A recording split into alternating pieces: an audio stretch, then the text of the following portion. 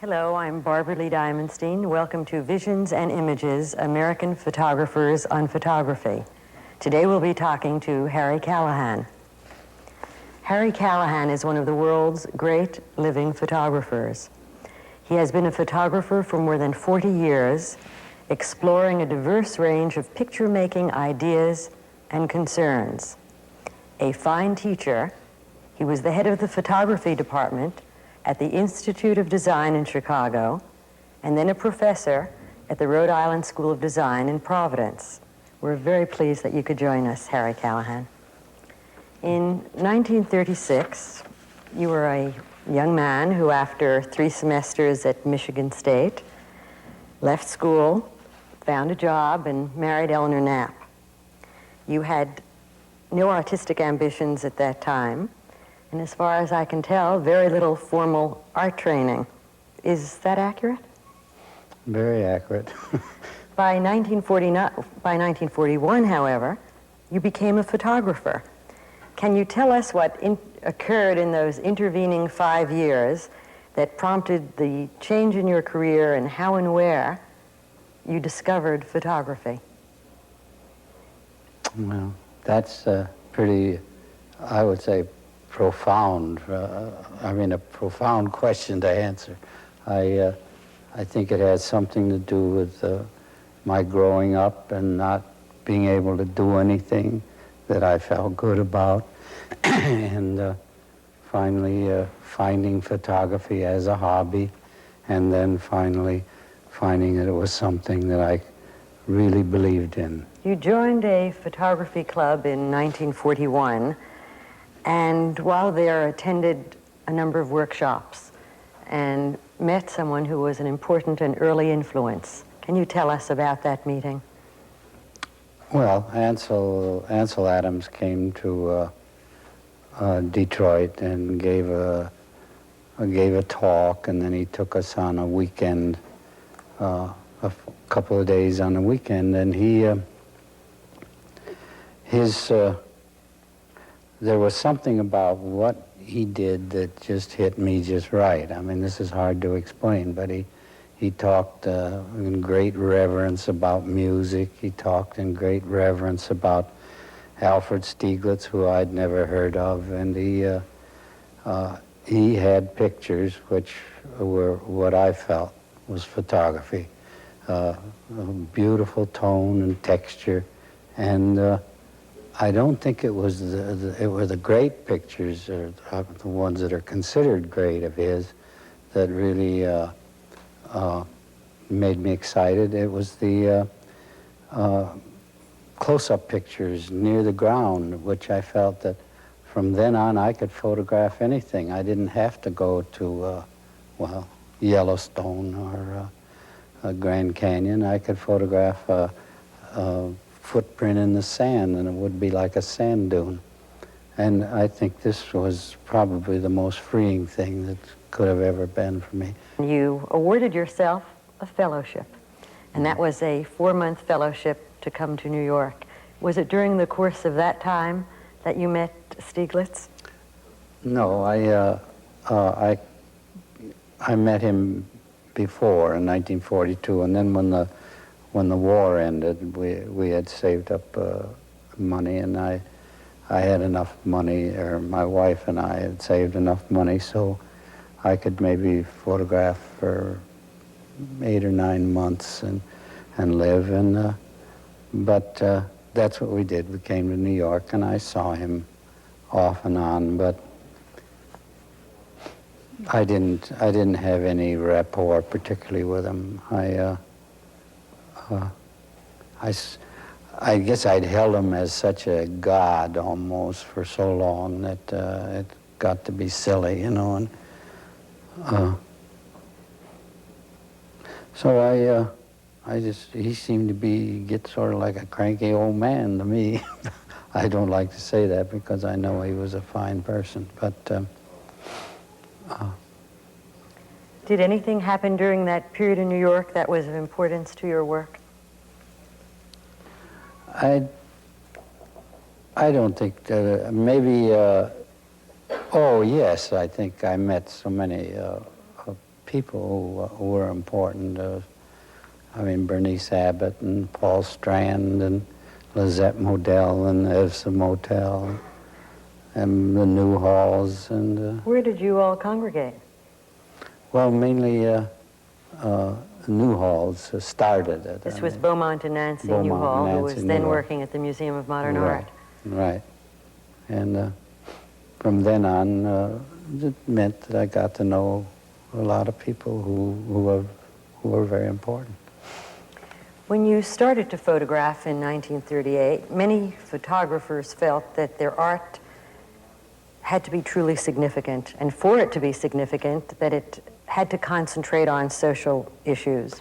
I took a few pictures with human relationships and stuff like that, and they just didn't mean hardly anything to me. So I was for them, but it wasn't for me. Your first teaching job was at the Institute of Design in Chicago, and that was established by Moholy-Nagy. It was an extension of the German Bauhaus. Didn't they call it the New Bauhaus before it was called the Institute of Design? Yes, that's right. And I assume that had a very strong influence on the method that they used and the aesthetic that they espoused. Mm-hmm. What was that experience like for you, and how did you get to Chicago? Well, I was anti-education, but ignorantly. I thought that nobody could teach anybody how to be creative. I feel that comes out of the individual. And the person who brought me to school, Arthur Siegel, thought you could teach somebody to be creative, and I used to argue with him. But he liked my photographs, and so he invited me to come to the Institute of Design. I think that it just fit me perfectly. What were your major projects at that time? The fact that I've been a limited person, I love photography, and I love photography. I would photograph, and I would photograph, let's say, with an 8x10 camera and photograph nature. I would photograph, and I would get all tied up and tired of looking at the image through a big camera, and so on a tripod. So I shifted to a 35 millimeter camera, and I photographed people on the streets. And after that, in order to break away from that, I moved the camera on street lights and whatnot. What I'm trying to say is that when I got tired of one thing and felt that I wasn't functioning properly, I would move to something else. If I photographed nature, I would go to the city. And after a while, when I felt that I was dead in the city, I'd had too many bean sandwiches, so to speak, I would go to photograph people. I feel that some of the first pictures that I ever made were as good as any pictures I'll ever make again. And so, as a result, I felt that what I had to do was live strongly and to keep my photographs alive. As a result, I would have a lifetime of experience. of beginning to end. And I don't think in terms of saying my last pictures are going to be my best. I just want to have experiences in my life so that they will be alive. So in trying to answer this, I would say that probably one of the very early experiences naturally were sports as a young man. And then meeting my wife and being married, and then going to the Institute of Design and meeting all these people of Mies van der Rohe, who you speak of, and then having a daughter, then having an experience in Europe, and then my teaching experience at the Rhode Island School of Design, and now I'm sort of a half-baked businessman. But I feel like all of this are, if they're rich experiences and I can look at them with some kind of meaning, that they'll nourish my photographs, and I will have hopefully a body of work that has a continual piece of life, which will show me as a young person and as an old man. What were those first photographs? Pardon? What were those first photographs? Well, the first ones, strangely, were photographs of grasses and then reeds in the water. And the goofy thing is that as I went along, many of my pictures showed line. And I thought, well, I'll photograph line. And they were no good. So I know it's deeper than that. It probably had to do with grass, and it probably has to do with hair. It probably has to do with all kinds of things. You began your own color work in about 1941, even though you did not show them till more than 35 years later. And that was when the technology of the process was quite different, and I guess the art photography establishment was focused on black and white. What prompted you to experiment with color so early on, and what were some of the problems and some of the rewards? I went to moving the camera on lights, and then I saw that moving the camera on colored lights, neon signs, was very beautiful. If you made a photograph of regular natural scenes in color, it looked kind of goofy, and but so it felt like you could avoid that by doing abstract. You mentioned earlier that it was important for you to believe in something in which to believe, and I assume that it was photography that in a sense replaced that more formal discipline of religion for you. Yes, I guess I still believe that's about as much religious as I am now, is that I have said that making a picture is like making a prayer. I mean, you're just really hoping for something. You don't really know what you're doing, I don't think. What's the procedure that you use? Do you start with any idea of content? Yes, I always have to have an idea, but one of the ideas is just to be someplace where I'd like to be, whether it's on the beach or in the city or photographing people. Well, in 1950, you had a very good idea, and you knew a place that you wanted to be, and that was on State Street in Chicago. You began a series of photographs of large, close-up views of heads of people. They were passers-by on the streets of Chicago, and you photographed them with steep, upward perspectives. Is that accurate description? I don't know. I photographed them very close. I mean, I couldn't think of any reason. I just wanted to photograph them. What I really wanted was the people when they're walking down the street lost in thought. And it was an entirely different kind of an expression. And the way I could do this was to use a telephoto lens and walk myself and photograph them when I'm set the camera at 4 feet with a long lens, and when their heads filled up the viewfinder, I snapped the picture. And I don't know, that was my motivation. Well, what was your intent? Was it technical experimentation that you had in mind? Oh, no. As I said, I wanted to make a picture. I never could do the technical thing. I mean, I'm not technical at all. A frequent subject of your pictures is your wife, Eleanor. Among the most famous, perhaps, of these mysterious and self-contained photographs are Eleanor in Lake Michigan, Eleanor in the Chicago cityscape, and Eleanor in the nude. Mm-hmm. In each of those photographs, the viewer's impression, well, at least this viewer, the photographs have a dreamy, non-specific quality where Eleanor represents the quintessential woman. I always wanted to photograph her. I think, and I photographed her when I didn't hardly know very much about photography.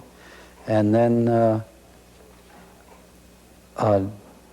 after, in terms of meeting Stieglitz, as you mentioned, I saw his photographs of the clouds, and I thought, well, I'm going to do something like that too. And so I going to photograph water, and so I photographed water for about a year, reflections and all that. And then during that time, I photographed Eleanor, and I would suppose that his project of photographing the clouds affected me maybe unconsciously, and that I wanted to photograph Eleanor. And then I continued to photograph Eleanor, and then I realized that Stieglitz had photographed George O'Keeffe, and that didn't really bother me. I thought that just sort of justified it. Is she your favorite model, and a willing one at that? Yes, I don't have any feeling for anybody else that way, and so and she was good at it. I mean, good in the sense that she cooperated. In photographing Eleanor, I photographed her in silhouette. I photographed her in where she's just black and white, and very contrasty. Photographed her, well, in distorted, but none of those are particularly good. Is this your attempt to distill the content, the essence of the photograph? Do you thrive on extreme limitations? Well, I think, the way you've asked me, I think that I have to keep photographing something until it's right. This is why I could never be a commercial photographer, because I couldn't, somebody asked me to photograph those glasses, and I'd photograph them and then go away, and they'd pay me and be done. I would have to photograph those glasses for maybe a year or two in different, and I might only have to do it for a week, I don't know, but once I got what I was after, that's fine. And I like to present this in the terms that I think the commercial photographer, this makes him function best, but it doesn't make me function best. Your work is perhaps the most diverse in all of modern photography. Other photographers tend to have specialties. Ansel Adams is absorbed by sweeping landscapes and vistas. Someone like Diane Arbus was near obsessed with the freakish. Arnold Newman is known for his symbolic portraits, but your work has been known for its eclecticism. You've photographed figures, landscape and architecture, you've photographed interiors, you've photographed objects, there are multiple image configurations, nature, and uninhabited spaces. You're interested in so many things. I wonder if you can tell us how it all evolved, how you decided not to have any special focus on any one type of subject matter. Well, I don't think it's that I decided. I think that photography has been so important to me, and my life outside of that hasn't been so such a big deal, so to speak. And so when as I say, when I got tired of photographing with the big camera, I took a little camera. And if I got tired of photographing nature, then in order to photograph, I'd have to try something else. So I would try people on the streets. And so it's just, I just want to photograph. So I continually photograph. And after a while, by functioning this way, I realized that I didn't want to be, say, a certain kind of a photographer, a window photographer, or a 8 by 10, or 35 millimeter photographer. I think that when you get a style, you're sort of dead. How often does the unexpected happen in your work? Well, it's. I think that's one of the most important things that I think for me as a photographer, is that you have to all of a sudden sense when this thing happens, and then for me, I have to make an issue of it. Once I was photographing my wife with my big 8 by 10 camera on the shores of Lake Michigan in Chicago, and she was standing there and smiling and looked just like a snapshot. Well, I thought, oh, this is terrific. After I printed her, I'll make 8 by 10 snapshots. And so I started doing that. And in doing that, I mean, this is what I'm trying to answer, the unexpected. That's the unexpected. And in doing that, by continuing on that base, photographing her and she and our daughter together standing like snapshot, it drifts into something else, and you have something else. You've been an important influence on photography, not only through your work, but through your teaching. First at the Institute, and that started in 1946, and later at RISD, and that began in 1961. Were all those years of teaching, and we're talking about more than 30 of them, a nourishing experience for you? I get kind of emotional about it. They were murder, too. But I think that going to the Institute of Design in Chicago saved my life. And I didn't know what to do, how to earn a living or anything. And I guess in the early days at the Institute of Design, I put in more hours than I ever did in a war factory before. But I think the relationships to the students and whatnot was just unbelievable. And I think it is, when I was saying the important happenings in my life, as to be at the Institute of Design, I watched the other teachers teach, and so I learned how to teach, and I was successful with the students. I don't know why. I guess you don't know why you can make a good picture, and you don't know why you can really teach either. How important are schools for photographers? I think a school, in terms of photography or any medium, should just be honest and aware. As I said, I don't believe you can teach somebody to be creative. I think that's their business, and that I think if there's any way that you can help them to think, to find out their own way, this I think is important. But I think education is important more in a sense to make people civilized. I mean, I don't think you can teach people to be creative, but I think it's important to have as good a environment.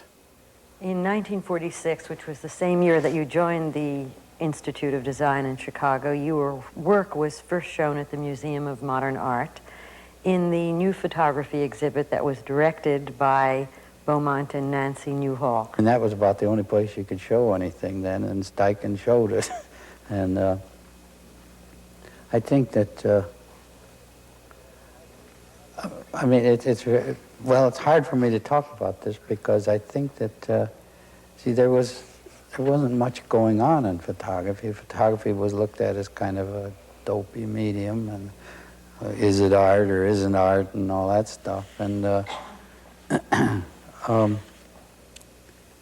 so the only place, just about the only place you could show was like the Museum of Modern Art. And so I was in a great many exhibits, just, you know, like maybe one or two pictures every now and then. Steichen would have a show.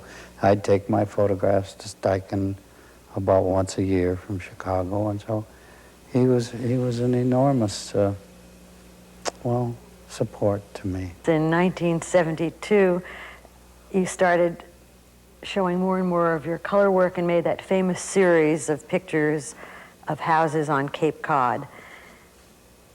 What is so interesting to me, and in your recently published book, Harry Callahan, Color, reveals still further that your work continues to develop, to change, and to grow. What are you working on now? I can't say what I'm doing now. I'm just sort of floundering momentarily. I think I've got some good ideas now. I never like to say what I'm going to do because then I might just as well have taken the picture, or vice versa. How do you keep records, files, negatives of these thousands, tens of thousands of pictures that you've taken in the Harry Callahan Color book? If you've been photographing in color for almost 40 years, how did you select only perhaps 100 images? On what basis do you select, and how do you keep them all? Oh, I don't. I kept selecting them all through the years, which is not a good way. I think that if you're nowadays that there's places to show your photographs, and the way I think artists are should be able to show their photographs, that's fine. But in the old days, we would have maybe, I could never show my color. The only way I could show it is once in a while I'd be invited to give a talk and show some color slides. Is that why you waited so long to exhibit them? Yeah, I couldn't afford to have them printed. I think I was making $4,000 a year, and it cost $150 to have a dye transfer print made, so I never even thought about it.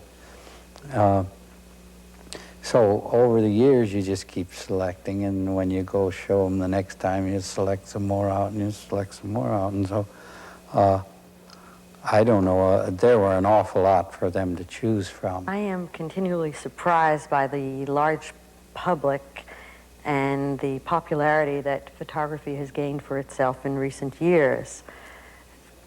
One will never have to question again how one finds the $150 to make that color print. You referred to yourself before, and I'll be more gracious than you were about yourself, as a semi-businessman. To what were you referring? Well, just that my pictures are selling. I have to wrap them up and ship them, and my wife is keeping records and bookkeeping and stuff, so that's about all. Did you ever expect all of this to happen for your career or for your life to unfold the way that it has? No, I never. I never dreamt that that I'd ever get an income from the sale of my photographs. Thank you, Harry Callahan, for joining us. Your modesty is only exceeded by your great gifts. I am Barbara Lee Diamondstein for Visions and Images, American Photographers on Photography.